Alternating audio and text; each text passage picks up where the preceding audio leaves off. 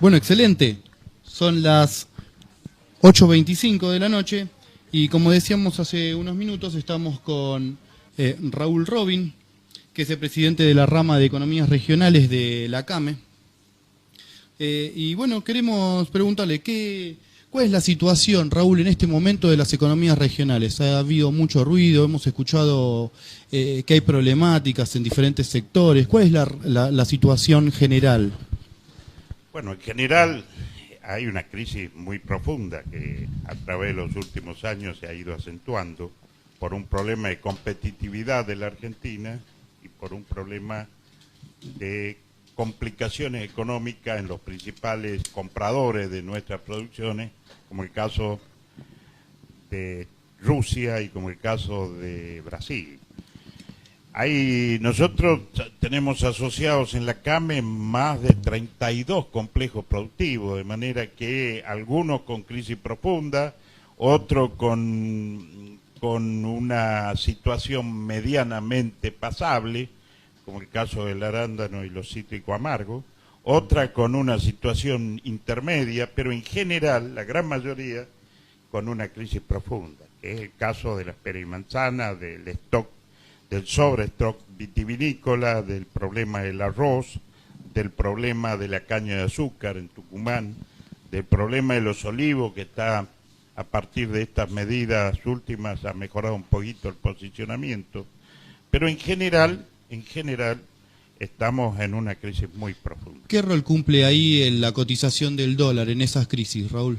Cumple un rol muy importante y son las primeras señales que nosotros nos advertimos que son señales, la quita del cepo que nos posibilita mejorar la posición de competencia y la baja de retenciones arancelarias, que es otro elemento que ayuda mucho.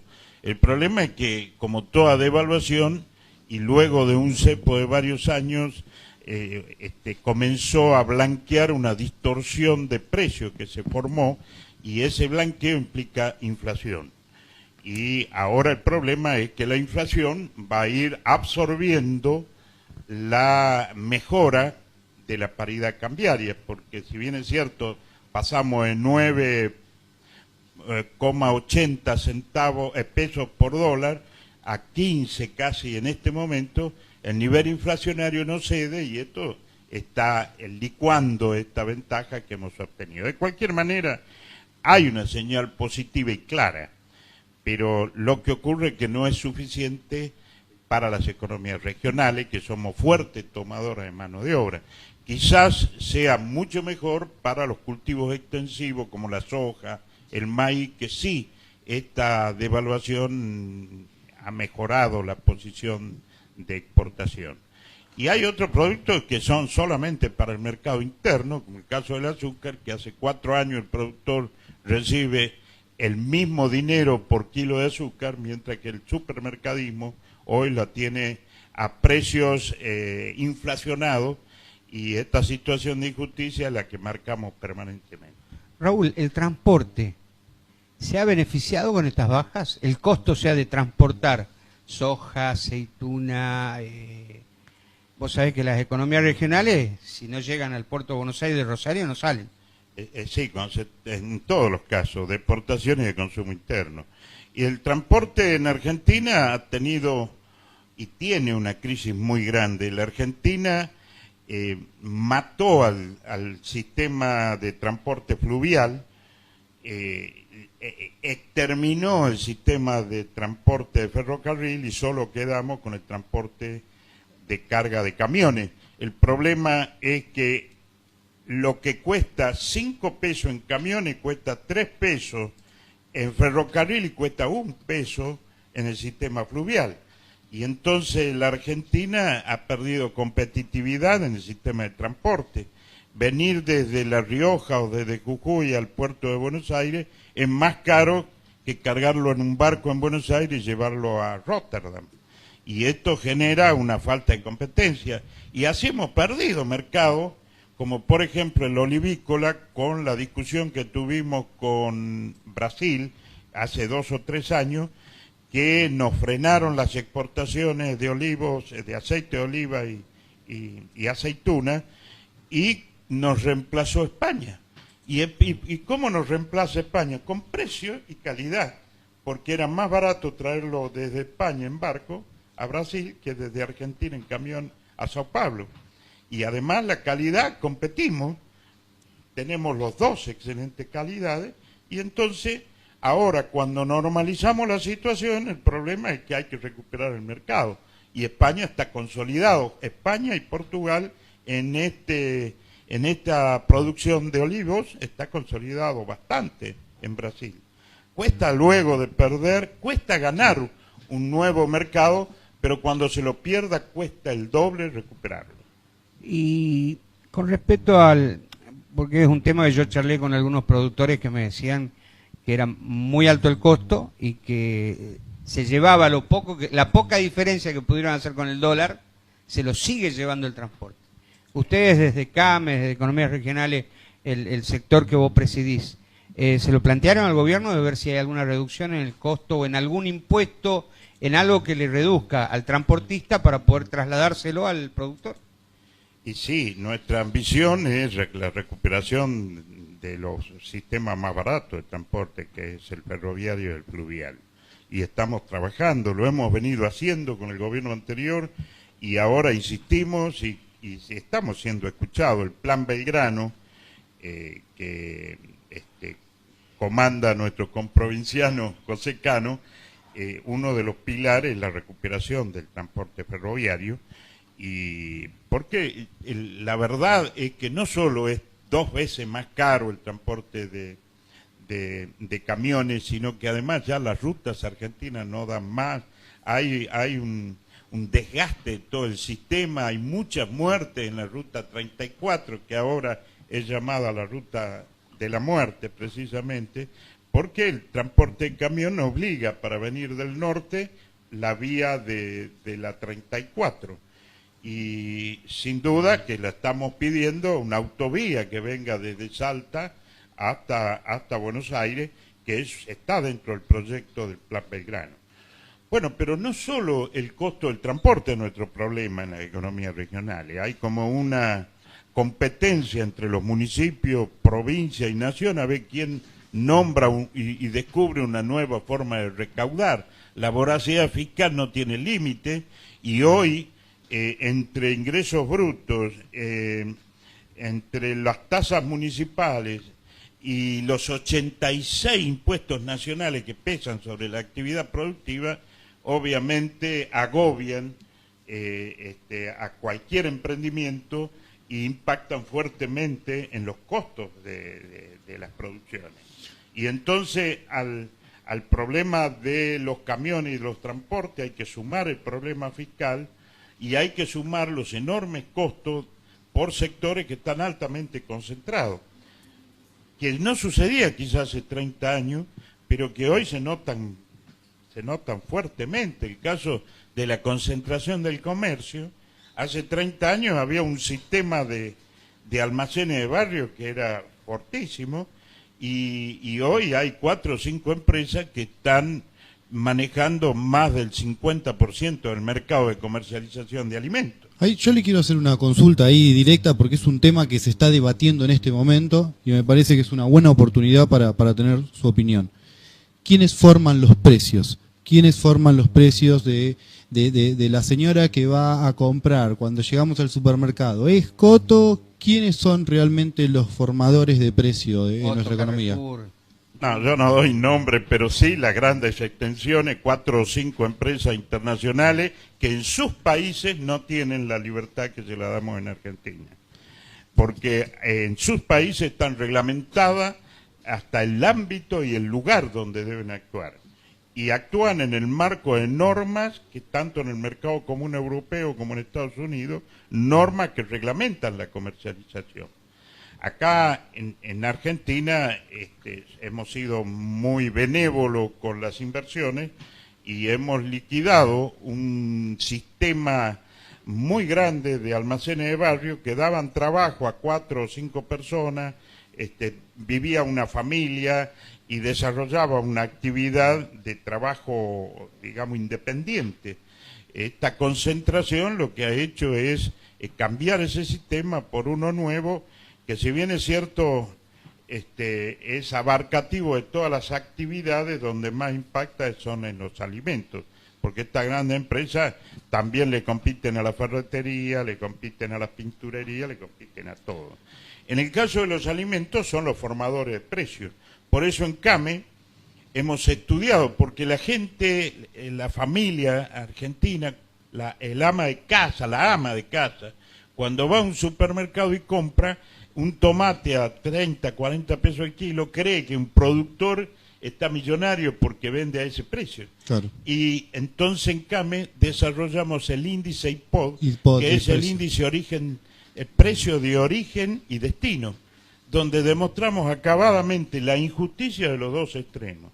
La injusticia del productor, que es el generador del bien que luego se comercializa, que es el productor que determina un trabajo de mucha gente, de inversiones en el campo, que da vida a los pueblos, a las ciudades del interior, del productor que no tiene garantizado el resultado cuando pone una semilla, porque le llega un viento, un granizo, una helada, la inundación, y los hace perder la asume los riesgos, asume todos los riesgos, y resulta que no recibe garantía de pago con rentabilidad de su esfuerzo. Y en la otra punta de la cadena está la ama de casa, que paga por ese mismo producto hasta 20 veces más. Así es la multiplicación en los extremos, pero en un promedio de 7.1 veces más el valor con el que vende el productor, por un producto que no los vale, no es un precio razonable, y sin embargo está obligada a pagarlo. Entonces los dos extremos son los que padecen una situación en la que todos ganan, menos ellos. No gana el productor, no tiene garantía de rentabilidad, y el consumidor, que paga al final lo que determinan los formadores de precios. Ayer me sucedió me voy a dar la libertad de contar una experiencia personal. Fui a la verdulería y iba a comprar frutas. Y la realidad es que la fruta más barata a partir de 25 pesos el kilo, y frutas de hasta 50 pesos el kilo, el caso del kiwi, banana a 30 pesos o 35, más o menos aproximadamente. Y lo que encuentro es que en todo este movimiento que se ha producido en estos últimos meses, a partir de la devaluación, a partir de los anuncios de que si ganaban iba a haber un poquito un corrimiento del dólar, como consumidor uno pierde la noción de cuál es el valor. ¿Cuándo se van a acomodar esos valores? ¿Es la devaluación que ha habido, es la que piden los productores? Porque no aparecieron los dólares, pareciera que una parte del campo está pidiendo que el valor del dólar se vaya más arriba, y que mientras esto no suceda no va a haber una estabilidad. ¿Cuál es la visión desde la CAME de esta situación? En primer lugar, nosotros no queremos la inflación, porque la inflación es lo que consume la economía del país. La inflación le pega a la gente que trabaja, no solo al trabajador, sino también al productor. Porque el productor, sobre todo de productos no perecederos, cuando cosecha necesita vender, y el que la compra especula, y la inflación es una parte de la especulación. Acá lo que ganan son los formadores de precios y las grandes empresas, que son las que en definitiva exportan o industrializan, y ellos son los que hacen la diferencia. No queremos la inflación, sí necesitamos un tipo de cambio que haga competitiva nuestra economía, y todos estamos trabajando para lograr un equilibrio, y apoyamos la actitud del gobierno de buscar ese equilibrio. No va a ser fácil, porque la Argentina, a partir de que cualquier país pasa de cierto grado de inflación, como lo hemos tenido en los últimos años, es muy difícil volver atrás y recomponerla. No es lo mismo manejar una inflación de 1 dígito que manejar una inflación de 2 dígitos, porque en algún momento se termina desbordando. Entonces, todos tenemos que hacer el esfuerzo de ayudar al control de esta situación. Y en esto estamos dispuestos, y se lo hemos dicho al ministro Brujaile esta semana, que estamos dispuestos a poner el hombro, que lo pongamos todos, los trabajadores, los productores, Hay diálogo, pero hay que diálogo. también lo pongan los grandes. ¿Hay diálogo fluido con el También. gobierno? Sí, hay diálogo. CAME siempre se caracteriza por tener un buen diálogo. Nosotros hacemos gremialismo empresario, defendemos intereses de más de 1.500 cámaras empresarias de todo el país, de industria, producción y de comercio, y en esas cámaras tenemos todos los partidos políticos, porque en tanta gente hay de todo, y nosotros no nos eligen para hacer política, ni tampoco nos eligen para pelearnos con quienes definen la política. Nosotros en CAME tenemos en claro que necesitamos tener diálogo y ponerle el hombro a las políticas para que tengan éxito. Y eso se lo hemos dicho claramente al ministro Brujaile, que cuente con la acción nuestra, porque necesitamos un país que se desarrolle, que la gente entienda que tiene que vivir de la producción. El país no puede vivir de servicios, un país tan extenso y tan rico como el nuestro.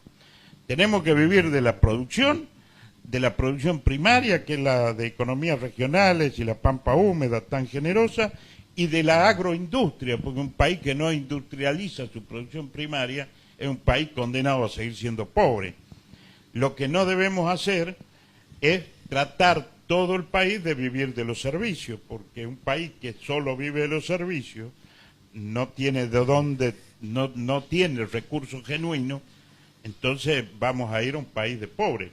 Necesitamos recuperar la producción primaria, mejorar la producción industrial, para que de ahí salgan los recursos para que el resto de la sociedad pueda vivir, que en su gran mayoría hoy vive del servicio, o del servicio del Estado, o del servicio ya sea como comerciante, o como transportista, o como telefonista. Todos estamos viviendo también del servicio. Y Ahora, es necesario el servicio, pero en un grado de equilibrio de la economía, y es lo que nosotros estamos apuntando. una cosa con los frutícolas. Ayer en Chipolete arrojaron más de 60.000 kilos de peras y manzanas. ¿Puede ser posible? Eso es, según el representante de la Cámara de Fruticultores, Fernández Oro Edgar Artero. Sí, es una situación de rastre. Ya el año pasado sucedió lo mismo. Lamentablemente el cambio de gobierno viene junto con el arranque de la cosecha. Fíjense que el gobierno cambió en el mes de diciembre y la cosecha arrancó en los primeros días de enero. Hasta ese entonces la cosecha estaba jugada, y lo que se requiere hoy para poderla levantar son recursos urgentes. Y los productores que vienen perdiendo hace 3 años plata con la cosecha de la pera y la manzana, no son sujetos de crédito en los bancos, porque ningún banco le va a prestar a alguien que pierde plata. Entonces, algún auxilio tiene que venir del lado del gobierno. Y ya el gobierno mostró esa voluntad y ofreció recursos, que hasta ahora, según el criterio de la dirigencia de los productores, son recursos que no alcanzan. No es suficiente. No son suficientes, pero sí sabemos que están en permanente diálogo. Estuvo acá el presidente de la Federación de Pera y Manzana de Fruta de Río Negro y Neuquén, hablando y gestionando, y sé que permanentemente hay reuniones buscando una solución del problema. Acá lo importante es que hay un cambio de actitud, hay una búsqueda de solución. Pero estamos en una crisis muy profunda. Estamos hablando con Rubén Robin, que es presidente de la rama de economías regionales de la CAME. Raúl, perdón, 2 veces me equivoqué. Raúl, ¿te vas a quedar igual un rato más? ¿Seguimos hablando? Está jugado con el tiempo porque tiene Entonces, una reunión bueno, posterior. Hagamos un cortito. Lo estiramos un poquito más, entonces puede ser 2 minutitos más y... para hablar un poquito del tema de los cortes de luz, cómo los está afectando a ustedes, qué visión tienen de esto. Bueno, yo recuerdo hace como 5 años, muchos decían de que esto iba a suceder, y de hecho en los últimos 2 años hemos tenido ese problema. Yo no soy un especialista en la cuestión, pero los cortes de luz afectan toda la vida normal y también la vida empresaria, porque una empresa que no tiene luz no funciona. Entonces, lo que acá el gobierno debe hacer es buscar una solución a los problemas que según he escuchado de los técnicos, más es un problema de transporte de generación que de la generación misma. Es decir, aparentemente hay capacidad de provisión, pero no hay capacidad de traslado. Eso significa inversiones que lo vinieron advirtiendo y no se hicieron en los últimos años. Pero la inversión la tiene que hacer la empresa privada o el Estado. Y si está privatizado lo tiene que hacer la empresa privada, pero obviamente que tiene que dar cumplimiento al contrato. Yo no soy un especialista en el tema. Seguro, pero sos un tipo muy preparado y escuchás mucho y viajás mucho. El gobierno anterior inauguró Atucha, todas las centrales eléctricas que tuvieron años sin hacerse, y supuestamente eso iba a generar recurso eléctrico suficiente para aguantar estos años. Y lo que yo escucho y lo que yo veo cuando yo camino por la calle, y cuando vos salgas acá lo vas a ver, el problema es que son los cables que están en la ciudad, los que no aguantan. Así es, el transporte. El transporte. Pero además esto, el fenómeno del consumo de los últimos años, ha hecho de que se triplique el consumo, porque hoy cualquier departamento o casa tiene varios aire acondicionados. Yo me acuerdo cuando era chico existía solo el ventilador y la pantalla santiagueña. Y la vereda, Pero sí, ha crecido todo. Se hacía vereda. Ese también es si parte no habría, del problema. si no habría los electrodomésticos. O sea, claro. Yo creo que tiene que ver también un poco el desmesurado consumo también que hace la gente, porque es que hemos tenido una electricidad demasiado barata, subsidiada. Sí, fíjense la injusticia, que los salarios promedio en el norte argentino son 1/3 del salario promedio de la capital federal y la mitad de la provincia de Buenos Aires.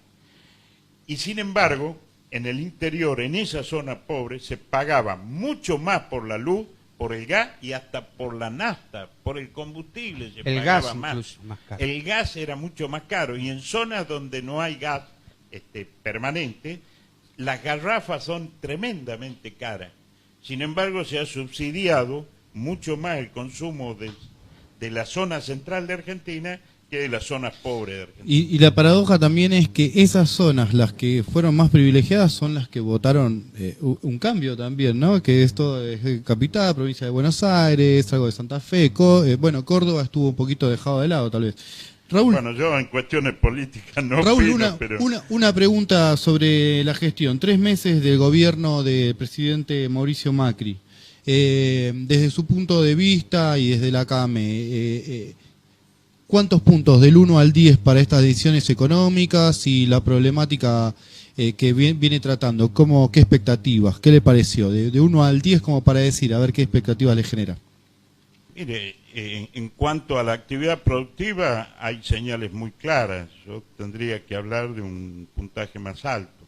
Hay otras cuestiones que hacen a la política que también les pongo un puntaje más bajo. En síntesis, yo diría que hay capacidad, hay intención, hay compromiso, hay capacidad, hay títulos Harvard, hay títulos CEOs, pero lo que está faltando es la consolidación de una gestión. Hay mucha gente que está recién iniciándose en la gestión pública y necesita todavía un aprendizaje. Y quizás ese sea el déficit. Y lo que sí hay claridad en la intención de transparencia en el manejo del dinero, que a la Argentina le hace falta muchísimo. Y la transparencia se da siempre en el arranque de un gobierno. Quizás la permanencia del gobierno vaya generando todos estos temas que hacen a la corrupción.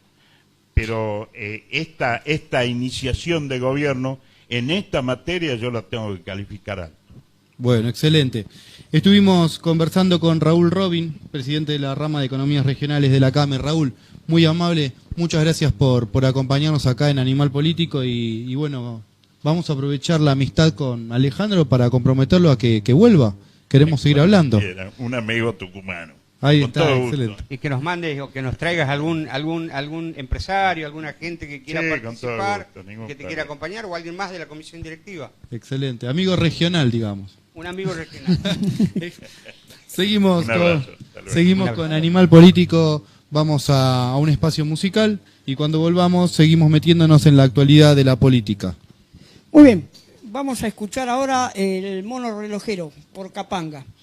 Este tema es de la época de Eduardo, que había puesto una ley que en los boliches no se podía estar abierto más de las 3 de la mañana porque se juntaban a tomar cervezas en las esquinas y eso parece que molestaba, ¿no? Me acuerdo. Y, sí, íbamos a casa, hacíamos la previa en casa, lo que surgió la previa de casa, de las casas. Pero es por eso que salió este tema, el mono relojero.